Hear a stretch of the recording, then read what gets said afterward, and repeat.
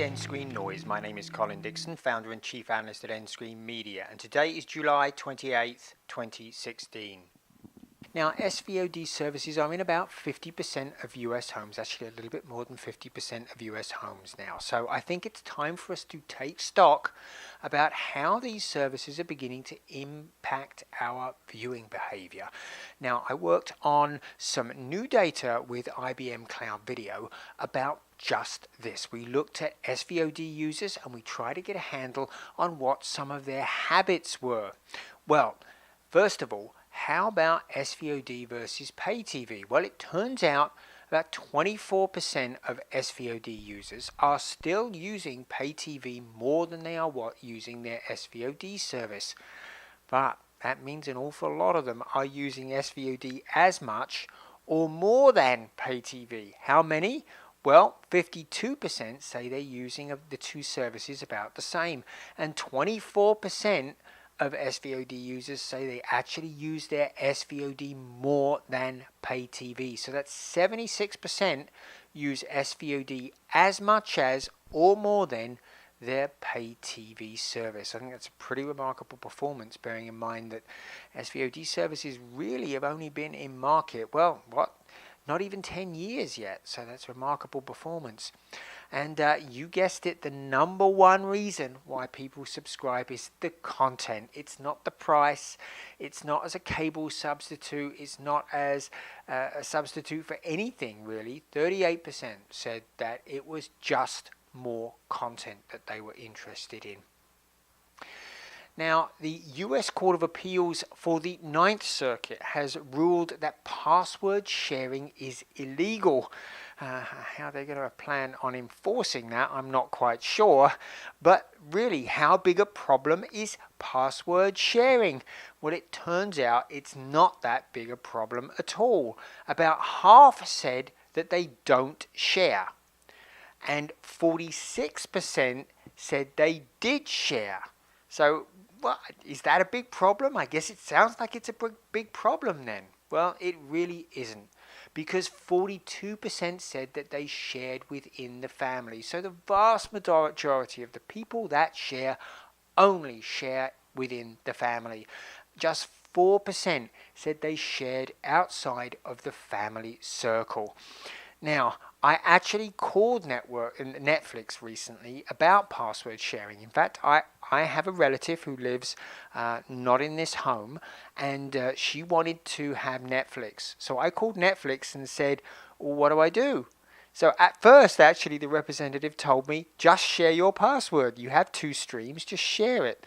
I actually said I wanted to upgrade to 4 streams, but the point is, even Netflix is telling people to share those passwords within families. So, if that's what you're doing, I think you're pretty safe. I don't think any of the services are going to try and catch you in sharing those passwords. Now, one group did not share passwords very much at all, and that group is Amazon Prime. 62% said they do not share their password. Why? Well, you can pretty much understand why. Unlike with Netflix or other pure SVOD services, if you share your password with Prime, you are allowing people to buy things in the Amazon store using that password. And boy, one click, those costs can mount up pretty darn quick. Now, how big of a draw is video for Amazon? I mean, it's only an add-on feature of the Prime membership. It's not the main features, right?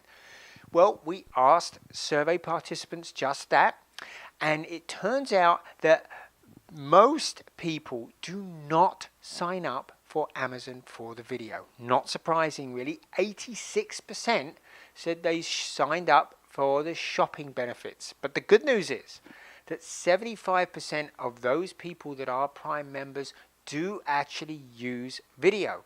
So it turns out it may not be a great incentive to actually join Amazon, but it sure is an incentive for them to stick around once they start using that video. And Jeff Bezos, I think he's very aware of this, and he's putting a lot of emphasis on that video to keep people as part of Prime. Now, what other interesting data points popped out of this research? Well, 31% say they have cancelled a service at some point in the past. That's probably around about what churn is for pay TV, bearing in mind the length of time that SVOD has been in market.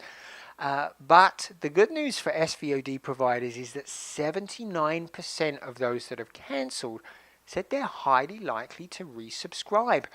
And this lends credence to the idea that SVOD is being treated very differently to pay television. People are very prepared to sign up, watch content that they were interested in, cancel, and then come back in. And there's some great research from PayWizard which actually explores this dip in, dip out behavior. So just come to my website and search on PayWizard and you'll find references to it right there. And to emphasize how much we accept SVOD now as TV, how many people actually watch with their TV? Well, it turns out it's the most popular device to use. 55% say they use a connected television. So they're using a game console, they're using a Roku or an Apple TV or some other TV connected device to actually watch their SVOD service. Now, there's lots more interesting data in this IBM Video Cloud report on SVOD, so I strongly recommend that you pick it up, and I'll include a link when I post this piece. So check out all of that cool data. This has been Colin Dixon with nScreenNoise. I'll see you again next time.